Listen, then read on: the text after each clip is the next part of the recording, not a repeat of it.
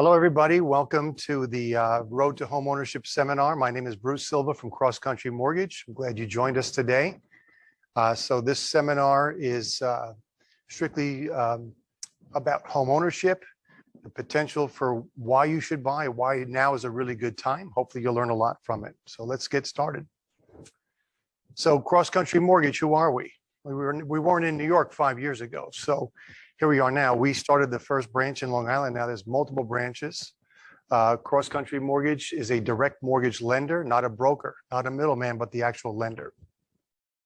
We're a nationwide company with brick and mortar everywhere in every state, including Hawaii. Right? We're the fastest growing mortgage company in America. Right? We have been for 8 out of the last 12 years. And this year, once again. New York State, we are the largest independent mortgage lender in the state of New York. And we have a common sense underwriting to how we do our business. If our underwriting findings say that you need a pay stub, a bank statement, and a tax return, that's all we ask for. We don't add anything to it. So we don't have what we call overlays, okay? Very fast turnaround time from application to closing. Typical application to application to clear to close is typically less than 30 days.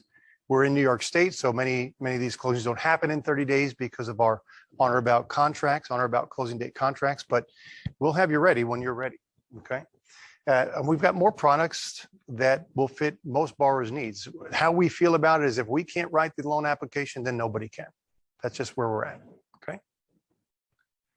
So today, the goal is couple things. We're going to educate you about about the benefits of home ownership, okay? And we're going to talk about the home buying process, okay? We're going to do a little bit of market talk about the state of the market, bond market, mortgage market, real estate market, okay? And identify some of the common misconceptions that people have. Because if you were listening to, say, a Susie Orman, who says that you've got to have 20% down, zero debt, and 100 grand left over in the bank after you purchase, then no one will be buying a home right now, okay? And it will explain some of the mortgage products that are available today and give you some of the do's and don'ts of the mortgage business, okay? But today is kind of a discussion, all right? It's a discussion about creating wealth and eliminating debt through a properly structured mortgage plan. And if you think about what I'm saying there, it's kind of a counterintuitive thought. Because I'm saying on the one hand that you can create wealth and eliminate your debt by taking out a mortgage, but mortgage is a debt, right? But it's much more than a debt. So if you understand and harness the power of what a mortgage really is, it's more than a debt, it's a financial instrument. And you have to understand how that financial instrument will work to your advantage to get rid of debt and to create wealth. And hopefully by the end of the seminar, you'll understand a little bit more about how that would work. So here's a question. So what if everything you believe to be true about your mortgage, your home equity, even your college and retirement planning wasn't true after all? When would you rather know about it, now or later? Of course, the answer is now. So let's talk about home ownership and net worth. How does home ownership impact a person's net worth? Did you know that in America, the median average American family has a net worth of $121,700? Okay, but of that net worth, 68% of it is in the form of home equity. So that should tell you something. You have to have a home to have home equity, right? So 68% of America's net worth is in home ownership, having home equity, okay? See, the average homeowner's net worth is actually 40 times greater than that of a renter. The average homeowner's net worth is really not $121,700. The average net worth of a homeowner is more like $255,000, where the average net worth of a renter is more like $6,300. You see, so that averages to $121,700. But you'd rather be on the side of being a homeowner, right? So I tell you that it's time to get in the game and be a homeowner. It's a little dated. Everyone probably has heard of Andrew Carnegie. You know the name at least. It's a very old saying. It's an old quote. I'll kind of modernize it for you, but it's one worth repeating. So he says, 90% of all millionaires become so through owning real estate. More money has been made in real estate than any other industrial investments combined. The wise young person or wage earner of today invests their money in real estate. Good quote. So let's talk about some of the advantages of being a homeowner. Okay.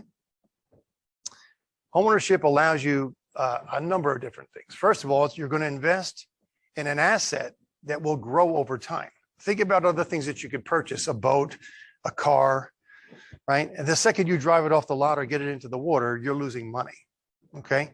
Different than if you were a homeowner, because the average homeowner's asset grows about 6% a year on average. Last year, we had some unprecedented growth of about 14.5%.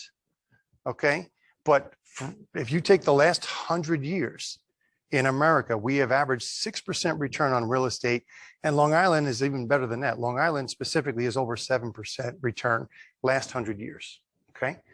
You'll also be able to provide a very stable living environment for your family. You don't have a landlord telling you, hey, I just sold the home, you're going to have to be out next month, or you're not allowed to have that pet. You can't touch the walls. You got to, all those things. And then what I was talking about before is creating a significant tax benefit and an opportunity to create wealth through a mortgage, through purchasing real estate. Okay. And last piece is just to gain, the personal fulfillment of home ownership. That's the American dream. Okay.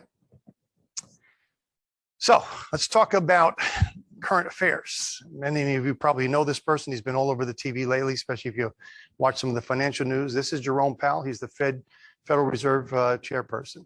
Okay. People call him the second most powerful man in Washington.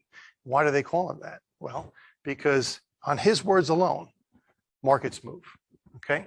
So let's talk about the Federal Reserve for a second. The Federal Reserve has many members, but there are 7 voting members who set monetary policy in America. And that's called the Federal Open Market Committee, or the FOMC. Okay. So what's the Fed been doing?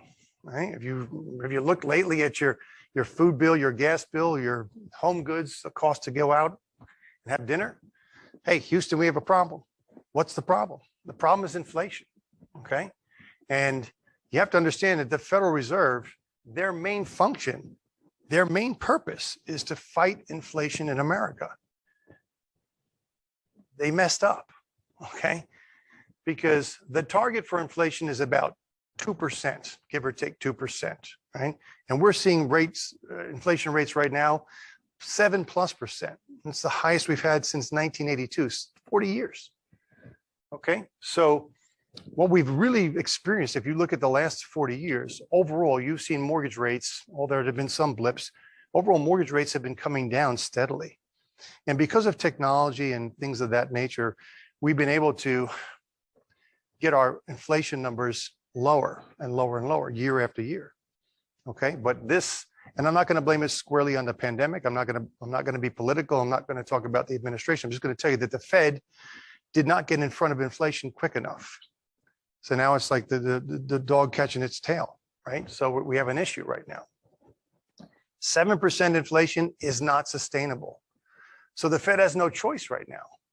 What they're going to do, and they have been doing, is starting to raise rates, right? They're tightening mortgage rates by tightening the rates that they give to the lender, to the banks, right? The discount rate, the Fed funds rate. Okay.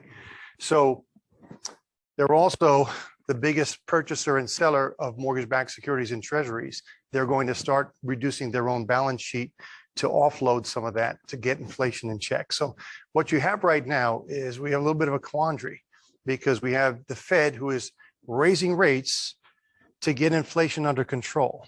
That's going to happen, but it's going to happen at the detriment of our economy. I'm not going to say crash, but going into a recession.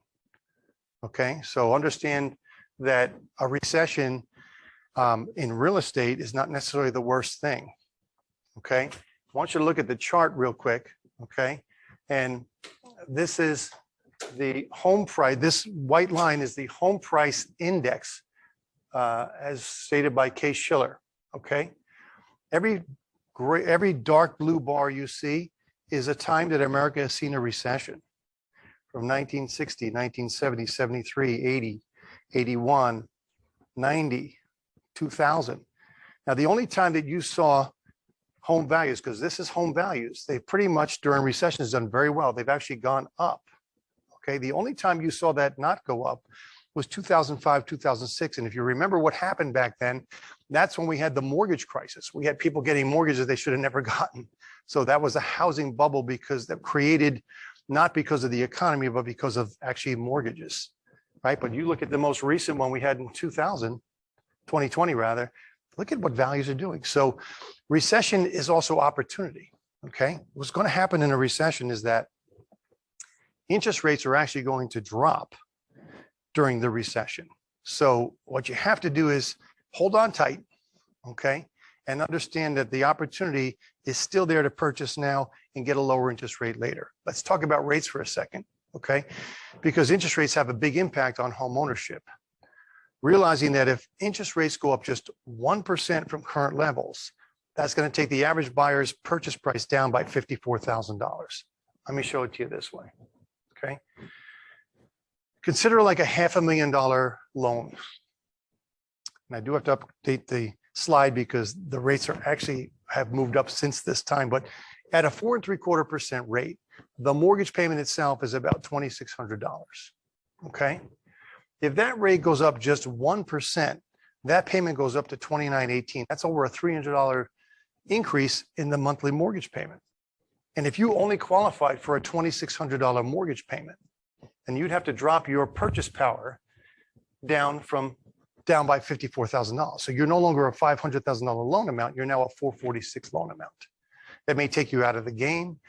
That may take you to a different, neighborhood, a different school district, a different, quality of home. So getting into the game now is great because I hate to say it, but home mortgage rates are not going to drop right now. They're going to drop during a recession, but they're still going to go up. Okay, so you need to understand. Let's talk about the housing forecast itself. This is the housing forecast according to some statistics I've been following. It's what I believe. It's not necessarily what you may believe. It's one person's opinion. Okay, so what does it look like for 2022, even though we're halfway through it? The spring and summer market, right? We typically see more housing come out. We have seen that this year. Right? We had a big tightening last year because of such an abundance of purchasers. We've finally seen a little bit of loosening of that. Okay, so inventory for 2022 will remain tight, but hopefully the worst is over. I think we did see that peak frenzy in 2021. Okay, rates are going to continue to rise, as I mentioned. Right, the Fed has got to keep inflation in check, so keep tightening rates.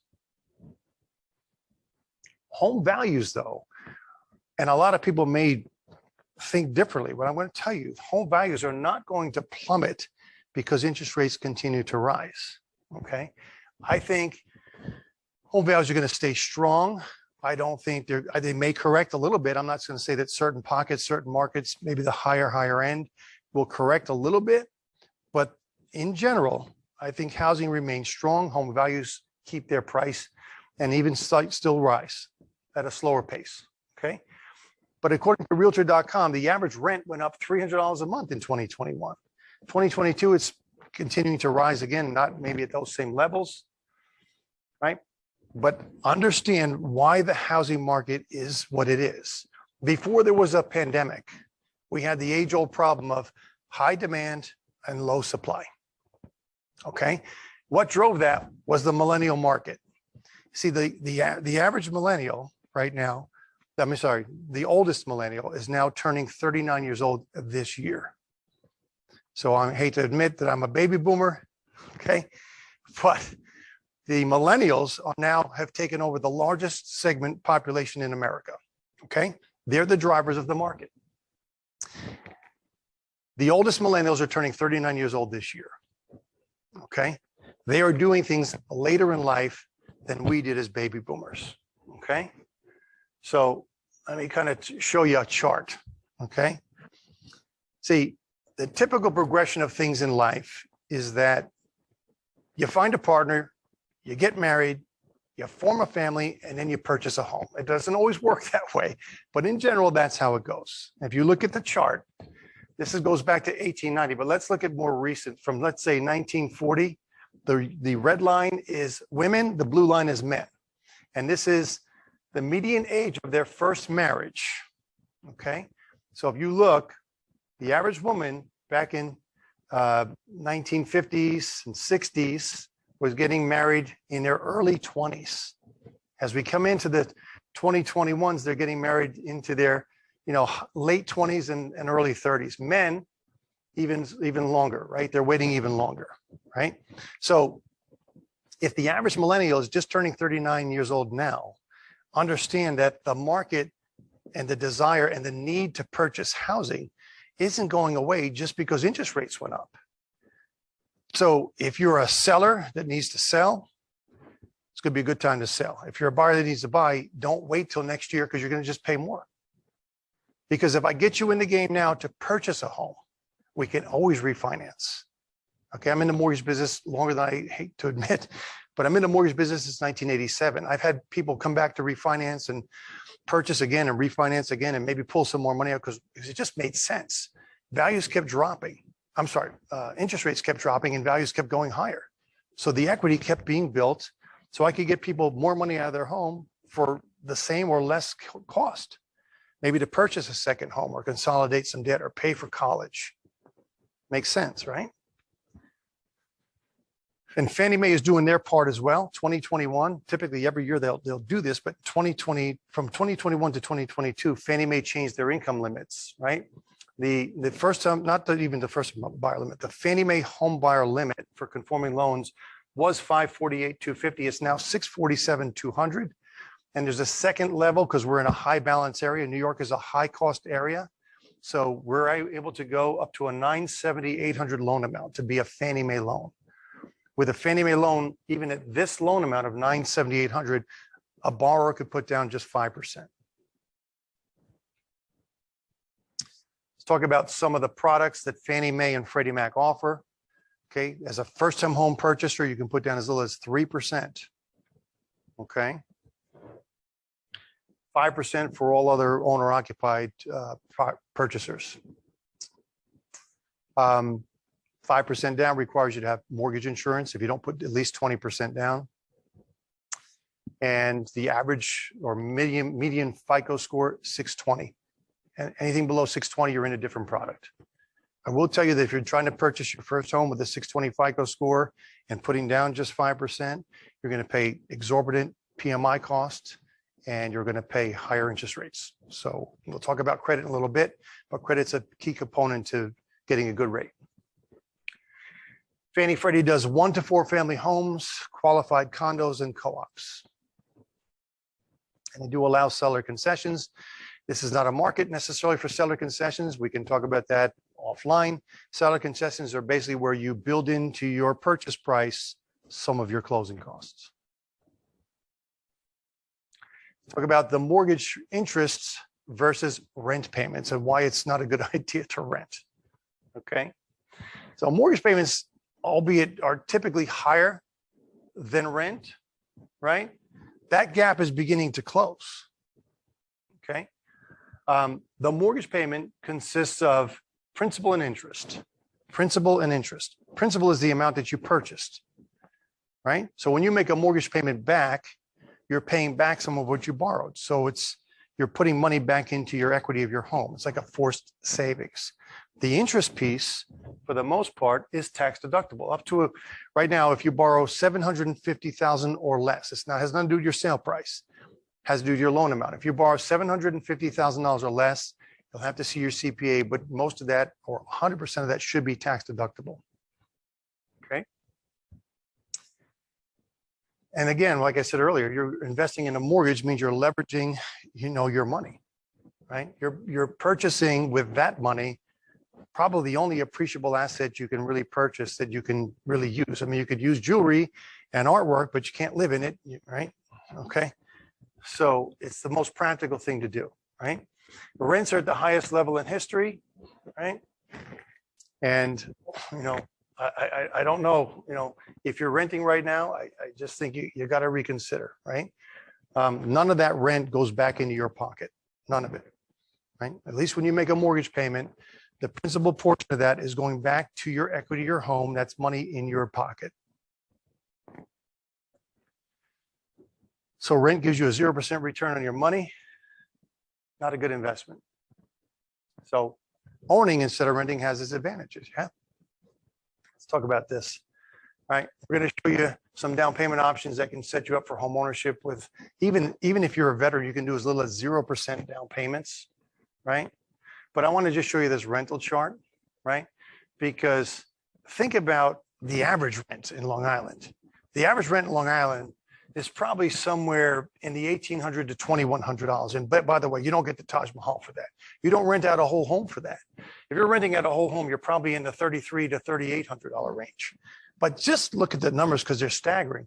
If you were spending, let's say, $1,800 a month, in 5 short years, that's over $100,000 that you got 0% return for. You have nothing to show for it.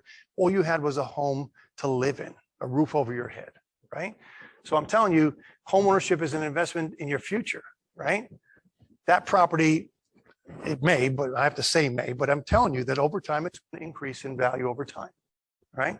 You get to design your own home. If you want to change a wall or redo a kitchen or a bathroom, that's your prerogative. It's your home, right? And doing all those things will definitely add value to the home, right? Fixed rate mortgages, which are typically what we'll do, are going to give you that stable environment of your mortgage payment. Yes, taxes can go up and down, but rents for sure are definitely going up. No question about it, right? And as I said before, each payment you make, you're building equity in your home. So even if you put down 5%, you got a couple of things working for you. You put down 5%, you got 5% equity in your home. Every time you make a mortgage payment, you're gaining equity. 2 things are happening at the same time. God willing, values are going up and your payment of mortgage principal goes down. So that 5% is growing with every single payment. Remember that when you get to a 20% equity position, you get to eliminate the PMI. So PMI is temporary, right? Homeownership gives you the tax breaks, as we talked about before. I'll show you in a bit, right? And you and your family get a priceless sense of comfort and security to own your home. Okay. I say stop investing in your landlord's future, invest in your own. The landlord loves you. You know why? Okay.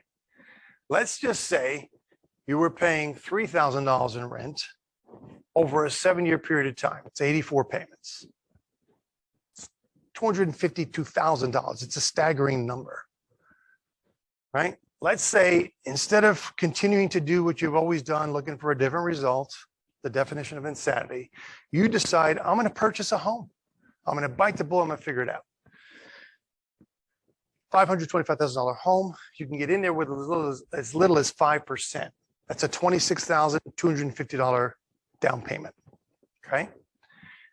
Your mortgage amount is $498,750. Okay. Your closing costs are going to run you, give or take, about $22,000, give or take. So your total outlay for the purchase is that 5% down payment plus closing costs, about $48,250. Add in there a home inspector and an attorney to represent you. You're in there for about $50,000. That's your investment to purchase over a $500,000 home. Okay. What does that payment look like for you? If you were to borrow $498,750, you got a principal and interest payment of $2,602. We'll say taxes on that home were $12,000. There's properties like that, $12,000 taxes.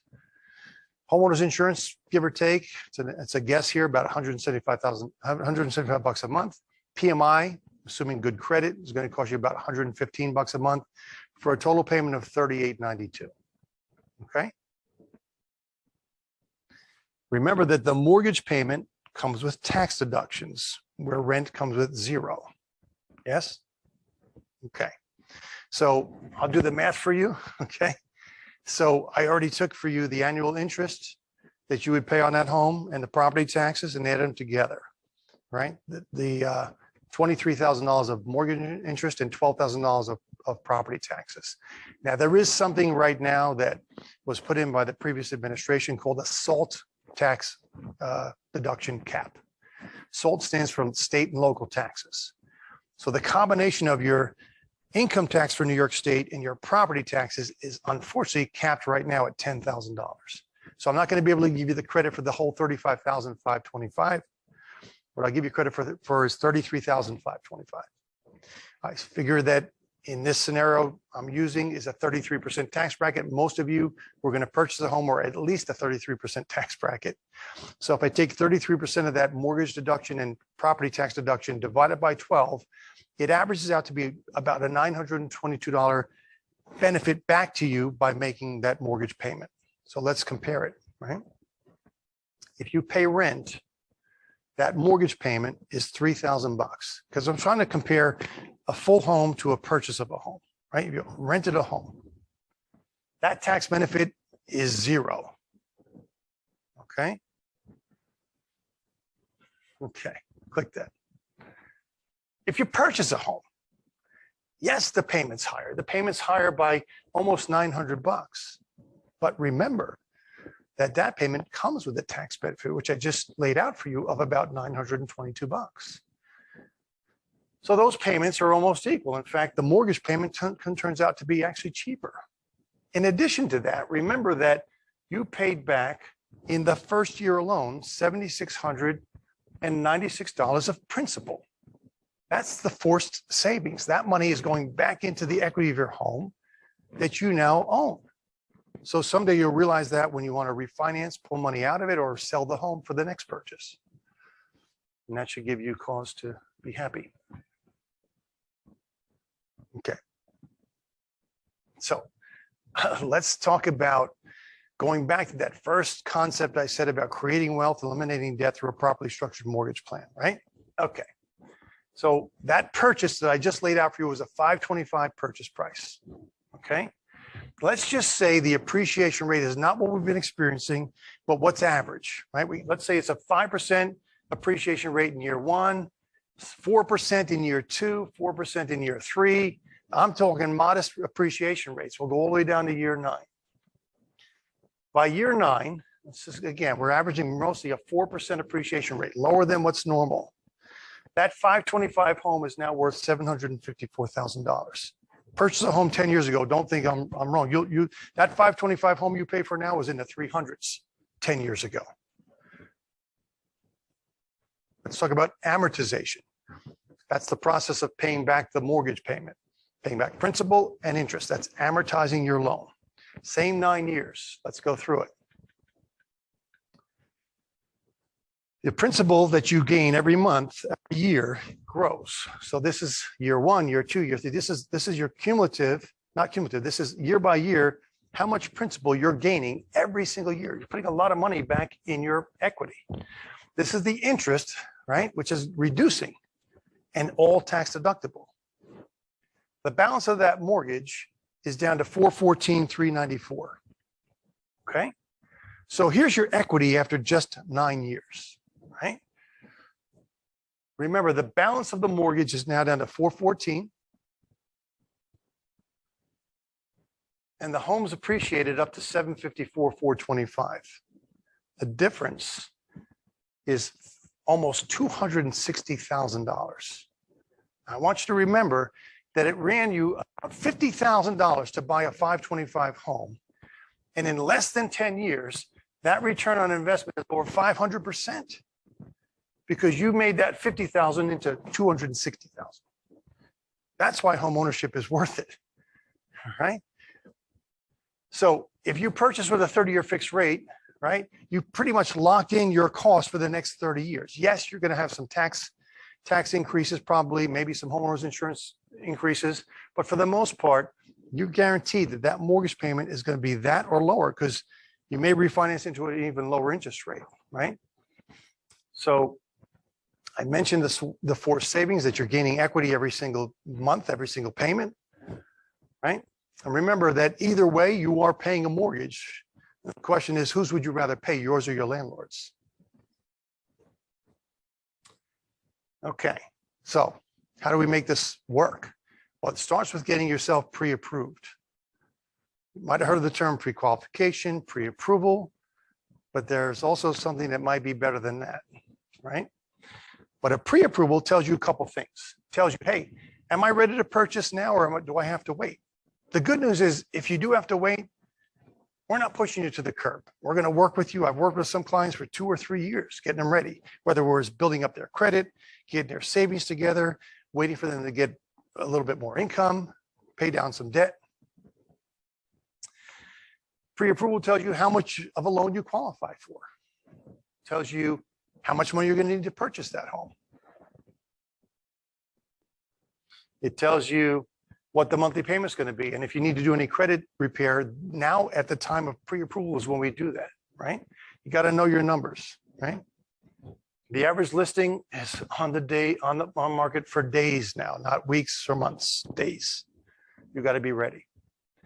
So we came up with something a little bit different than a pre-qualification and a pre-approval. Pre-qualification acts as an estimate. What's better than that is a pre-approval, right? We get some of your documents stronger than a pre-qualification. But the best thing we can really do for you is getting you pre-committed. So the loan is fully underwritten by our underwriting staff at corporate. All we're waiting on is for you to find a home.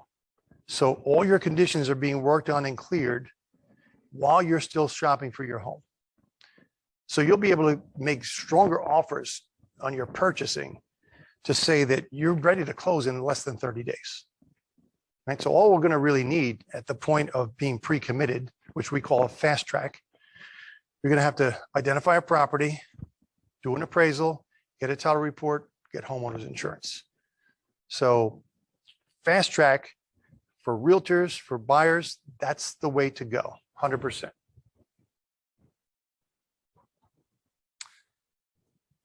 We say 21 days because we could be ready. We know we're in a state of New York where we have on or about closing dates. But I'm telling you, we can get you ready to close in 21 days if you're fast tracked.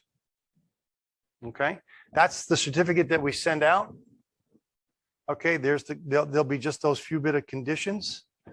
Okay, and typically what I find is because so few realtors are even familiar with it, is we'll get on the phone with the listing agents and explain the fast track. Right? That's, because that's the whole key, is understanding that it looks like any other certificate. It's not. Okay. We've gone through a rigorous process of getting people, fully credit approved from application all the way to just before they found the home. So we're in New York State. There's a program with this acronym, State of New York Mortgage Agency for first-time home buyers. What does a first-time home buyer mean? It means you can't have owned a home for the past 3 years. I had a client call me yesterday. He said, I'm a first-time home buyer. My wife's not. I said, when did she own a home? He said, 5 years ago. I said, she's a first-time home buyer. So as a first-time home buyer, you just couldn't have owned in the past 3 years in New York State.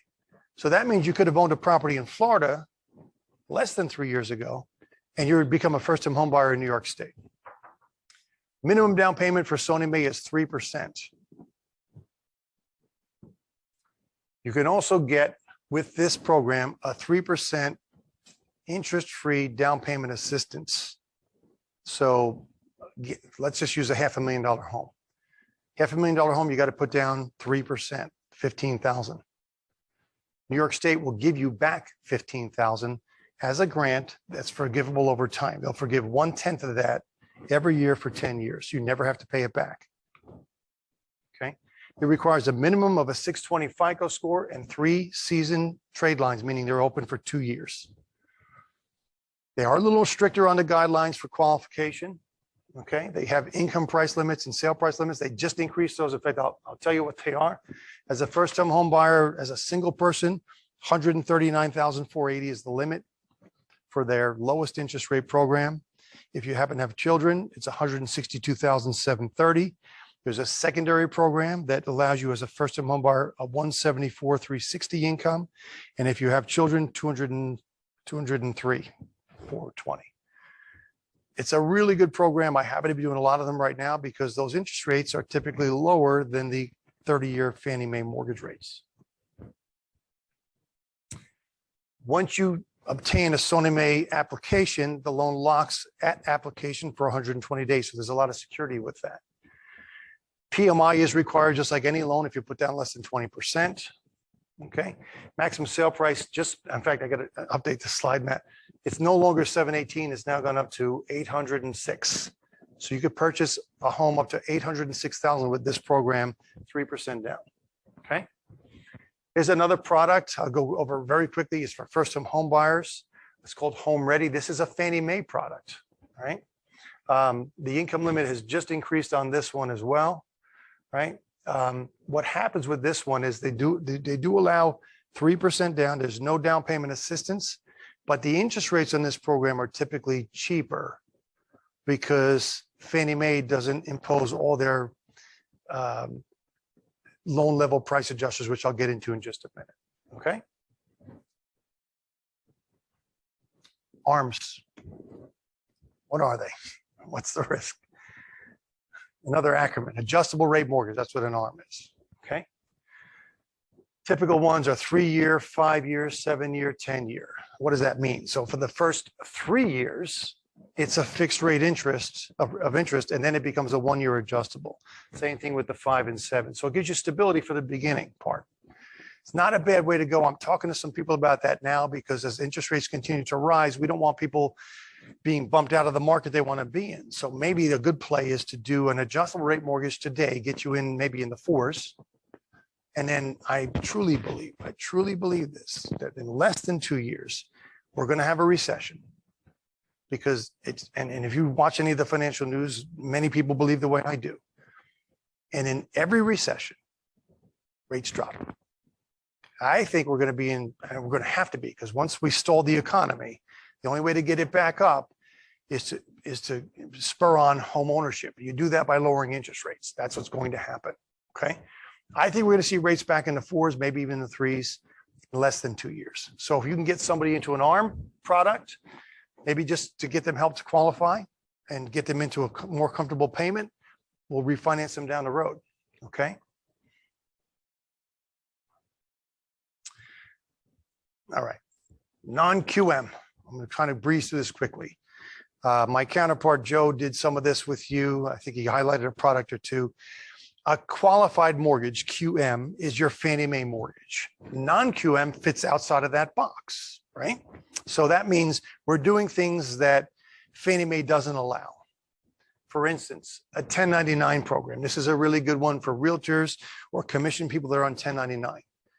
Because we will use your 1099 income, not your tax return that you wrote off everything on, to qualify you. We'll use your 1099, right? There's a program that will just use a 1-year tax return. So maybe you had a bad year in 2020 because of the pandemic, but you kicked butt in 2021. I don't have to average 2 years, which is typical, right? If you're in business as a homeowner, as a proprietor owning your own business, for 5 years, I can do a 1-year tax return program. I'm going to go quickly. Asset depletion. So we'll take your assets. Maybe you don't have a lot of income, you got a lot of assets. And we'll take those assets and over the next 3 years, we'll use those as income to qualify you for a mortgage. There's a bank statement program. Maybe you're in a cash business. You deposit a lot, you just don't show a lot. We will take your deposits and derive an income from your bank statements, right?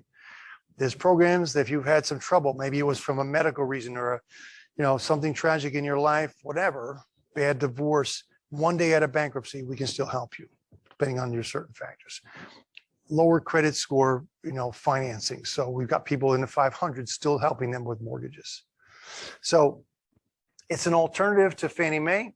It's got higher rates, but if we can get you in the game now, even with the higher rates, when we get you on track, we show you how to get ready for the Fannie Mae QM mortgage, maybe 2 years from now, okay? I just don't want you to kick anyone out of the game, right? But finding the right home can be really challenging. So choosing the right realtor is the key. Sometimes it's like this maze. You can find your home on Zillow and for sale by owner. You can find it online everywhere you want, but we know that the key is held with the realtors. So I always promote realtors. If you're listening to this and you're not working with a realtor, we can help you connect to a good realtor. I'm a big proponent of buyer's agency. It's a buyer's broker.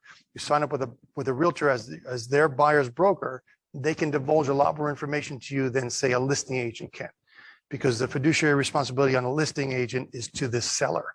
a buyer's broker, it's to you. So we can talk more about that. Here's some of the steps in the home buying process. Starts with finding a good agent. Guess what? If you're not working with an agent, you call us, we're going to connect you with a really good agent. Okay. Second part, find a lender. I got a lender for you. So don't sweat that. We got one. Okay. You got to get pre-approved, or better yet, get the fast track pre-commitment. That's really the way I would go with it. Okay. You make an offer, assuming the offer is accepted. Next part, get a home inspection. I think we've got some really good people who do home inspections here. We can help you connect to somebody like that. Then you want to hire an attorney. What kind of an attorney? A matrimonial attorney, a litigator, a real estate attorney. And guess what? We've got a lot of attorneys that only do real estate. That's who you want to connect with because they understand the business. Sign that contract of sale, and now you're ready to apply for your mortgage. Okay. Steps of the mortgage process start with the contract of sale. Okay. Then you got to do an application. Typically, if you've been fast tracked, your application is already in. We're just modifying a couple of things and we're getting you ready to be submitted. We've got to do an appraisal on the home. Right. We're going to process that loan. Again, if it's fast tracked, it's almost fully processed. The underwriting decision in fast track has been made. If it hasn't, we send it to the underwriter for an approval. Assuming the loan is approved, it's in pre-closing. Secure your homeowner's insurance, and we're going to close your loan. Hopefully, if you've done it right, close you in 30 days. Credit. Single most important piece of the process is your credit. In a couple of weeks, we're going to be doing a credit seminar. I think every agent should be present for that. I'm telling you, you're going to get a lot out of that. But let me just give you kind of a bridge version, right? Credit, single most important piece of the process, affects your rate on your mortgage, right? It affects how much you qualify for. You get more grace with a higher FICO score on your debt ratio. Cost of your PMI is higher with lower FICO scores. It's also affecting the cost of getting a car loan or a lease, homeowner's insurance, as well as life insurance. Your credit affects all of that. Your job. Do that. Most people reserve the right now to run your credit before they hire you. So let's talk about what happens with Fannie Mae. I talked about this just briefly a minute ago. LLPAs are loan level price adjusters. These are additional costs that Fannie Mae imposes on borrowers. This is not cross country. This is in the nation. This is Fannie Mae's guideline. That what happens if you have a lower FICO score. See, your best interest rates are when you have a 740 FICO score or better. Now, a 720 FICO up to 739, still a darn good rate, a FICO score, but you're going to get hit a half a point, quarter point, a quarter point to your cost. What's a point? 1 point's 1% of the loan amount, a quarter point, 25 basis points. And you can see as your FICO score drops, if you're doing a purchase with a 620 FICO score, I might get you approved, but it's going to cost you 3 additional points, 3% of additional cost to your closing costs just because your FICO score isn't where it needs to be. So I'm telling you, credit's a big piece, okay? The mortgage requirements, think of like the 4 legs of a table. Mortgage approval is good. We're going to look at your income, your assets, your credit, and your appraisal in no particular order. All important pieces, okay? Let's start with credit. Right? Your credit is analyzed by your ability and your willingness to pay back your debt. Your credit score reveals a number of different things, right? It'll tell you your current financial, it'll tell us your current financial obligations. Any late payments show up on your credit report, right? Unusual circumstances, common name, Bill Smith. You got Bill Smith Sr., Bill Smith Jr. living in the same home, commingled credit. It's not a problem, but that stuff comes up on credit, okay? Bankruptcies, yeah, those show up on your credit report. Judgments, liens, charge-offs, collections all show up on your credit report. And then FICO scores. Everyone's heard of FICO scores. Probably don't know what one really means. You just heard of it, but you couldn't tell someone at a cocktail party what a FICO score is. I mean, hopefully by the end of the seminar, you'll be able to go to a cocktail party and tell someone you know what a FICO score is. Right? What's a score mean? Well, these are bad scores and these are good scores. If someone came in to me and said they have a 900 FICO score, I'd say, no, that's not a FICO score. That's a FACO score. It's fake, because in the mortgage business, the FICO scores only go up to 850. The top FICO scores go up to 850. So if you're getting a consumer credit report, that'll go to 900, 950, or 1,000. That's not an accurate picture of your credit. If you have a 900 FICO score, likely is you'll have a high FICO score in the mortgage side too. But what is a FICO score? It's a predictor. It's predicting statistically the chance of you as the consumer becoming 90 days late on any particular debt. Say it again. How likely are you to become 90 days late on any of your debt? Why do we care about 90 days? Because you see, in the mortgage world, when you're 90 days late, that begins the foreclosure process. Each of your scores are specific to each of the bureaus: Experian, TransUnion, Equifax. So you get 3 scores. If you've got 2 bars, you got 6 scores. We don't average them. We take 2 bars, we take the middle score of the 2 bars, and we take the lower of the 2 bars. That's how it works. Scores range from 300 to 850. Okay. Higher the score, less odds you'll default. And that score is generated by analyzing the information that contains in that report at that moment. In other words, I'm taking a snapshot of your credit at that moment. If you're like me, you like air miles. We travel a lot, got family on the West Coast. So what we'll do is we'll build up our credit cards for the month, get the air miles, and smart, we pay no interest. We reconcile at the end of every month. But if you were to look at my FICO score, because people think they have a FICO score, you have a moving FICO score. It's always moving, right? And I'll show you why in a minute. But if you were to look at my FICO score in the beginning of the month, it's going to be a higher FICO score than at the end of the month, because as I run up debt, that affects my credit. But maintaining good credit is the key to your financial success. I'm telling you, it affects everything in your life, okay? So here's how the odds work. Oh, go back one. All right. A score above 800, you statistically have a 1 in 1,485 person odd of becoming 90 days late on something on your credit report. And you'll see as it tails off, as you go lower and lower, like a 720 to a 799 FICO score is a darn good score. But you have a 1 in 649 person chance of becoming 90 days late. So you can see why when you get down to a 620 FICO score, 1 in 15 people is going to have a severe late payment on their credit, statistically. And that's how they price you according to the odds. So 5 main things that count. Your payment history accounts for 35% of your overall FICO score. The amounts you owe in relation to the amounts you have available. So that utilization is about 30% of your score. The types of credit you have in use is about 10% of your score. Having, trying to boost your score by getting new credit only impacts it by 10%. And the length of time you've had credit is going to impact your score by about 15%. So one of the things we do sometimes is maybe you just don't have a lot of seasoned credit, but maybe mom or dad does. They have a credit card that's been around since the 80s. You were born in the 90s. Here's the good news. You could be an authorized credit user on mom's card, have no access to it, just be an authorized credit user. And that will impact your score, because let's just say, for our argument's sake, she's had that card since 1985. And you were born in 1990. The credit scoring model is not a person. It's like an idiot savant. It sees what it reads, and it reads what it sees. It doesn't extrapolate that, wait a minute, this person was born in 90, but they have credit since 85. It doesn't know that. So you'll get that kind of credit, okay?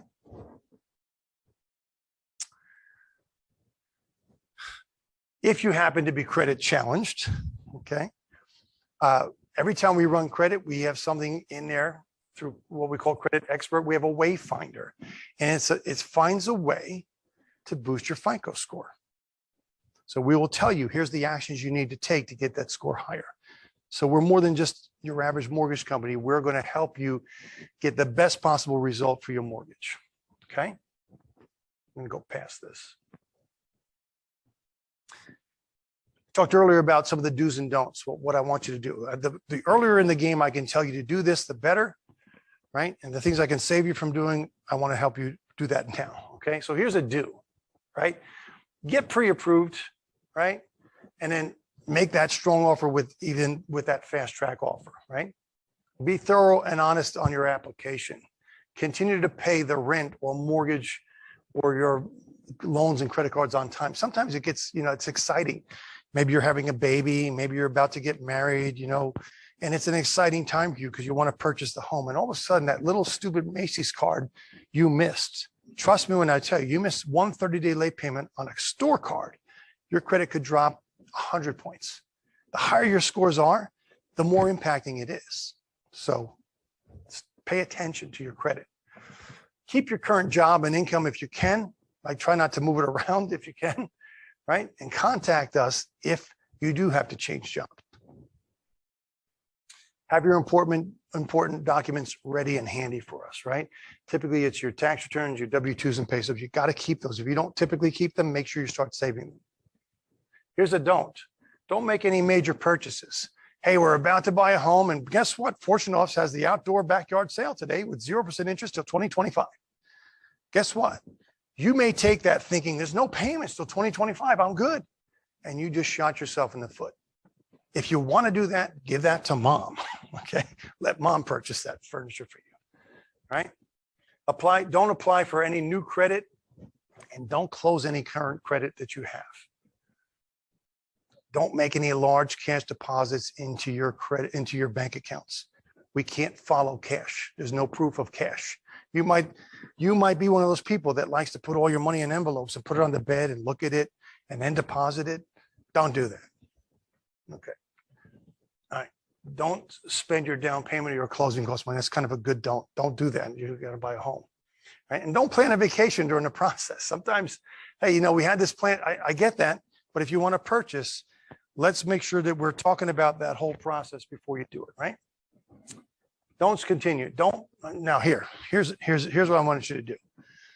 If you're a little bit tight on money to purchase a home, until we get to sit with you and speak to you, I'm going to tell you, and it may be counterintuitive to what you would normally do.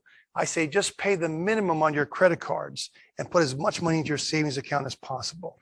If the minimum required payment is $50, pay 51. That's cool. You don't have to pay 500. I'm not going to hit you with,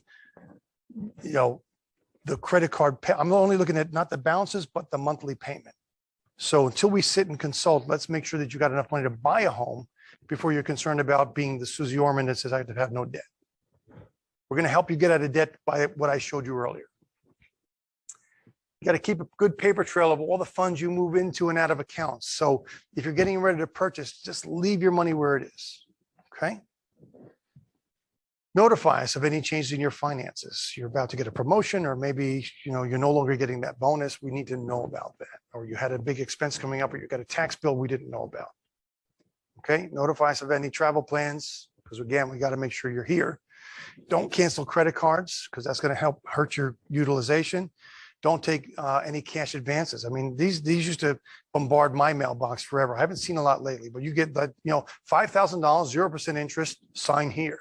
And then if you read the fine print, it's 24% 6 months from now. But that's borrowed money. You can't borrow money to go borrow money from me. So don't do that. Okay. Don't co-sign a loan for anyone else, because now you just took all your good credit history and you put it in the hands of a third party. Don't take out any new debt, like I mentioned about the furniture, and don't quit that job. Okay. Final thought. This is the end of it. Life is brief. You got to make the most out of what you do with the rest of your life. Recently, I went to 3 wakes. One was a 96-year-old woman. It was a dear friend of mine, and he was really close to mom. It was a beautiful life. She had a great 96-year life. I think most of us would sign up for that. Probably not, unless if you're 95, you may not sign up for that. She had a good life. A dear realtor friend of mine, she was healthy 76-year-old, and she passed away suddenly this past year. Good referral of mine too. It's a really bummer. And then I had a friend of mine. He grew up with him. He was a couple years younger than me, and he had an aneurysm and passed away recently. And then my dear friends and neighbor of ours had a baby, and 6 days into his young life, he lost his life. He never had a chance to live life. He wasn't like my buddy's mom. Right? So you never know when your time is going to come. I say capitalize on it and make the most of it. Okay. Time is money. That's a quote from Benjamin Franklin. So I'm going to leave you with this last little clip. I hope you enjoy it, and I will stick around for any questions.